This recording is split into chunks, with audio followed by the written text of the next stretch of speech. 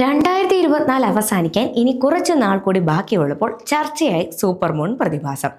ബീവർ moon എന്നറിയപ്പെടുന്ന 2024 അവസാന super moon 2024 November 16 കാണാൻ സാധിക്കും.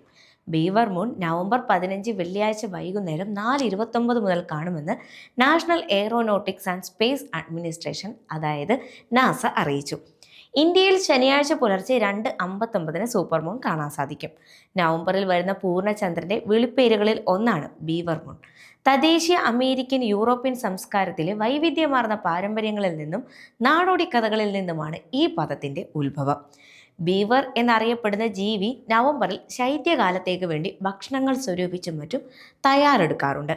അതുകൊണ്ട് തന്നെ ഈ സമയത്ത് കട്ടിയുള്ള ശൈത്യകാലത്ത് ധരിക്കാൻ പറ്റിയ ഉടുപ്പുകൾ നിർമ്മിക്കാൻ വേണ്ടി ഇവയെ കൊടുക്കാനും മനുഷ്യന്മാർക്ക് എളുപ്പമാണ്. ഈ ജീവികളുടെ തോൽ കൊണ്ടുണ്ടാക്കുന്ന ഡ്രസ്സുകൾക്ക് നല്ല കട്ടി ഉണ്ടാകാറുണ്ട്. അതുകൊണ്ട് തന്നെ ശൈത്യകാലത്തെ തണുപ്പിനെ അതിജീവിക്കുന്നതിന് വേണ്ടി ഇത് മനുഷ്യന്മാർക്ക് അനിവാര്യം തന്നെയായിരുന്നു. അതുകൊണ്ടാണ് ബീവർ മൂൺ എന്നത് പേരും വന്നിരിക്കുന്നത്.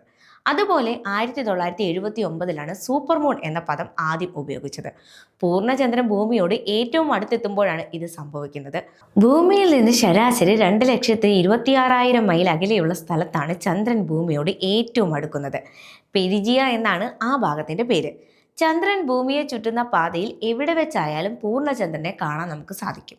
എന്നാൽ പെരിജിയയിലോ അതിന് സമീപത്തോ വെച്ചാണ് ചന്ദ്രൻ ഭൂമിയോട് ഏറ്റവും അടുക്കുന്നതെങ്കിൽ ശരാശരി പൂർണ്ണചന്ദ്രനേക്കാൾ അല്പം വലുതും തിളക്കമുള്ളതായും കാണാൻ സാധിക്കും. ഇതാണ് നമ്മൾ സൂപ്പർ മൂൺ എന്ന് വിളിക്കുന്ന പ്രതിഭാസം.